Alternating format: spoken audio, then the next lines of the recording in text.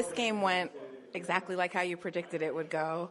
What does it say about the team that you were able to grind out a win like this, and what do you think was the key to the win? I think the key was just our resilience. We knew it was going to be a difficult game based on the travel back from New York yesterday and Detroit playing such a physical style and playing at a high level. They've been really good lately. So I loved that our guys stuck with it when things weren't going well, and we were able to come back in that fourth quarter, and a lot of mental toughness. Thoughts on Stephen Curry reaching the 25K club when you think of the fact that he had those early ankle injuries in his career, even missed a season due to a broken hand? What does it mean for him to reach this milestone? It's one of many.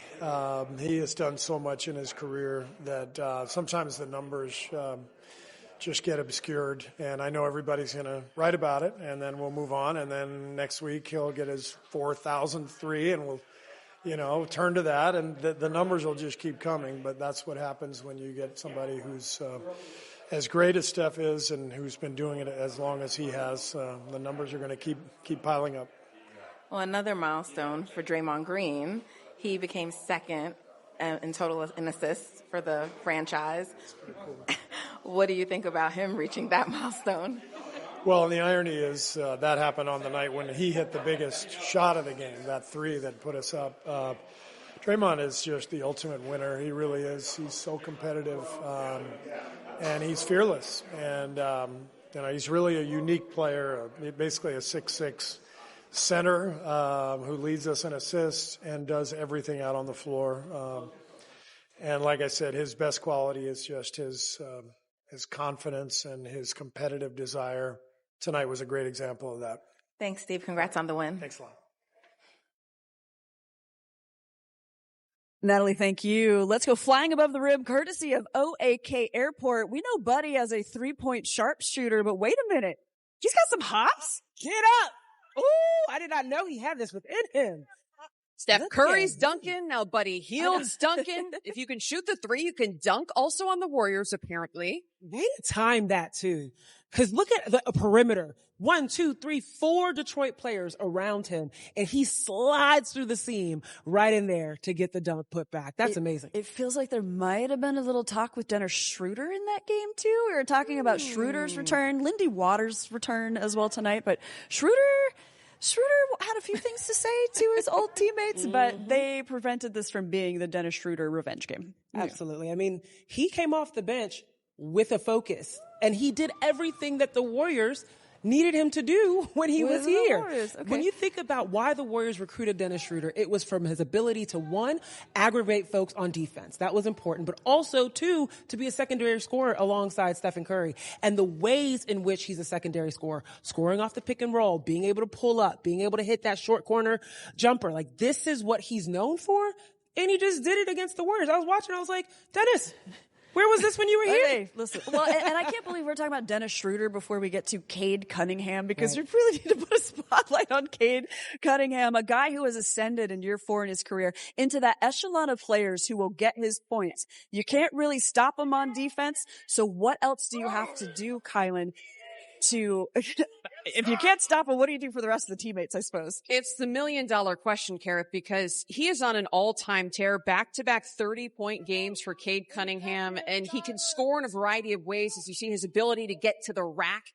Also, he reads defense as well, and he's another player who can facilitate, sweet touch on the floater. He can pull up in the mid-range. Not necessarily a deep shooter, but he will at least keep you honest with his ability to knock down the deep ball. Cade Cunningham is just playing well beyond his years, a newly minted NBA All-Star, and he has a very bright future ahead. The Warriors couldn't stop him, but not many teams can. I think if you can't stop Cade Cunningham, then you've got to stop the players around him. And that's what the Warriors struggled with at times in this game tonight, letting the others get to the rim too easily. There you go. Yeah, Cade stepped up in the second half. Only 7 points in the first, ending up with 31. This is why he's a leader on this team. This is why he is the focal point of their offense and really their defense, too. You saw Cade Cunningham taking on the Stephen Curry assignment on defense a few times tonight. But Cade has an ability to not only see the game for himself, but for his teammates as well. Averaging 9.4 assists per game. Of course, I think finishing himself tonight with 31. 31, 5 assists as well, 9 of 10 from the free throw line. Mm-hmm. This is the way that he impacts the game and also leads his teams to keep themselves within a game. I love Cade Cunningham's game, and I can't say enough we can't say he's most improved.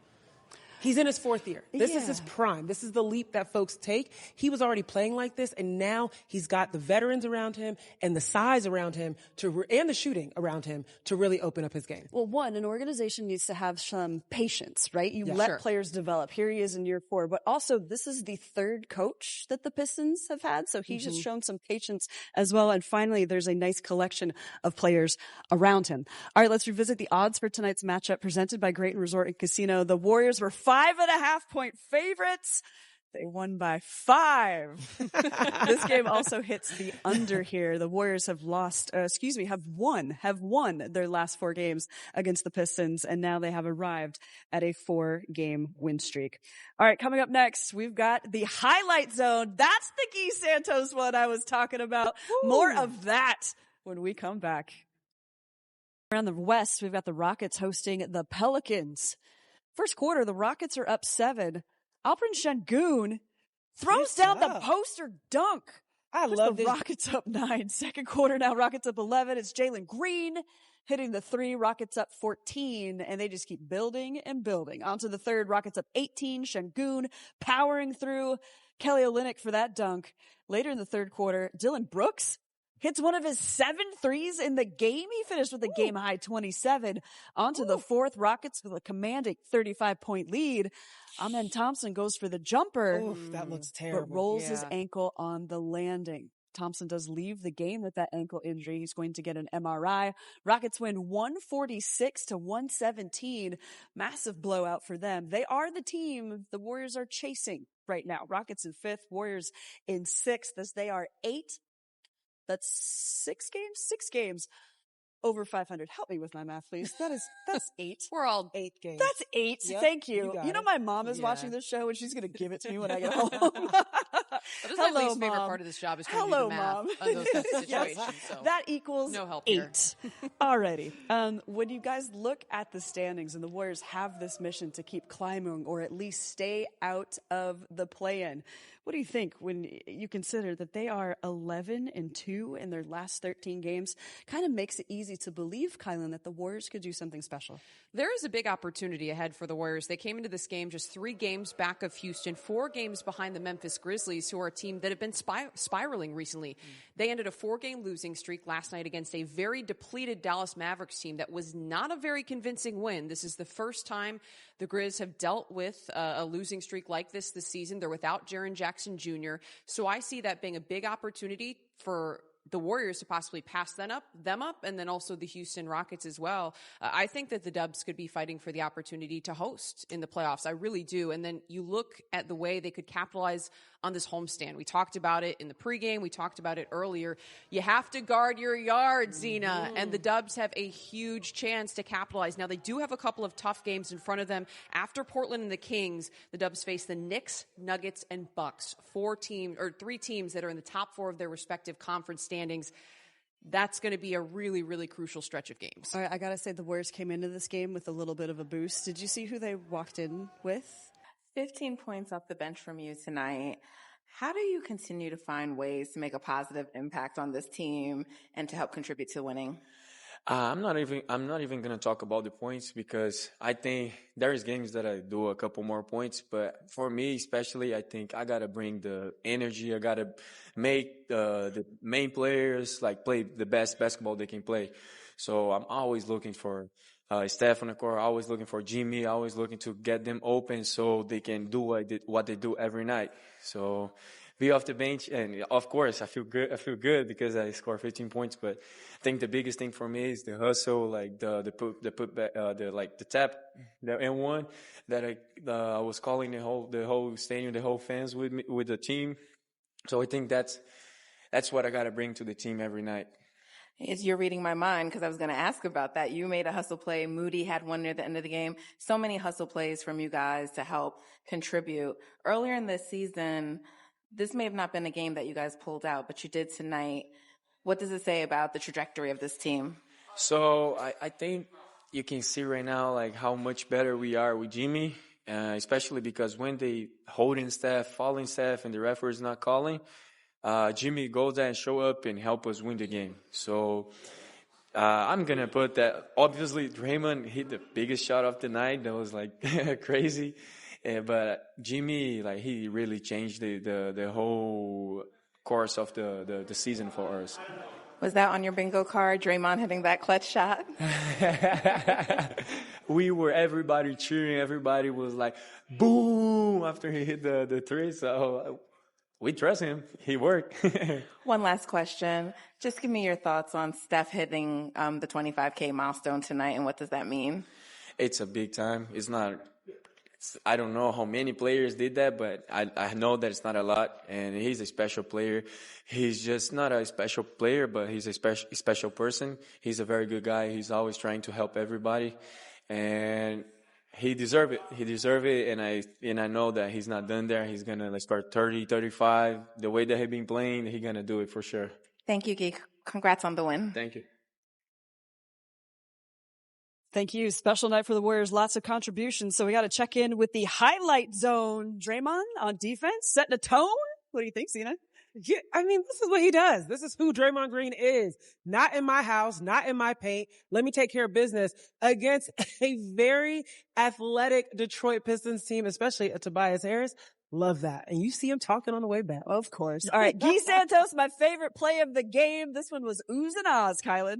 I mean, Gui Santos is oohs and ahs constantly because he's just crashing so hard on the glass. He's diving for loose balls. You're always like, what is he doing? Where does he get this energy? Because he's covering so much ground on the floor, and then he hypes up the crowd. You love to see it. All right. Steph Curry making history. Of course, it was a 3-pointer in the third quarter to get him up to 25,000 points. Very fitting. Very fitting that it was a 3-point play. And also Malik Beasley, too slow, sir. Too slow. With the little hop and skip to 25,000. It was so dope to see the entire crowd stand up in ovation. And then you look at this. Steph Curry, fastest guard. It's 25,000 since Kobe Bryant. Also very fitting, considering Kobe Bryant named Steph Curry the baby-faced assassin. And he's been carrying that legacy since. You know what? I think people are finally starting to come around, which is a weird thing to say in Steph's 16th season when he had 2 MVPs, one of them unanimous, that he needs to be in the GOAT conversation. Not the greatest shooter of all time, but the greatest. What do you think about that, Kylan? The things that Steph Curry is doing have never been done before in this sport. He revolutionized the game of basketball with his ability to knock down the deep ball. He turns 37 years old in about a week, and he is knocking down 50 points on any given night. 40 points in the last game. A little bit of an off night, hitting the 30-point mark tonight. But I just don't think you see anyone who not only can knock down the three, but facilitate for teammates. It's something we talked about in the pregame show. He always seems to be making the right decision. He can get out of traps and double teams. He can find his teammates and set them up as well for great shots. He's the ultimate teammate. He's the ultimate pro, and we are all really lucky to watch what he's doing. Sure. We're lucky to work with both of you tonight. And this is where we need to say goodbye to Zena. She's doing double duty on Dubs Talk Live with Natalie Esquire. So Zena, thank you so much. Kylan and I have a look at your drive ahead with a big hug and roar there for the Warriors. At Toyota, the Blazers next on the schedule, and then 2 precious days off, Kylan, before they've got the Kings and the Knicks. And then you see, that's part of the gauntlet you were mentioning, the Knicks, the Nuggets, and the Bucks in there. Also can't overlook the Raptors. But yeah, there's some tough competition here, and the Warriors want to get into playoff shape.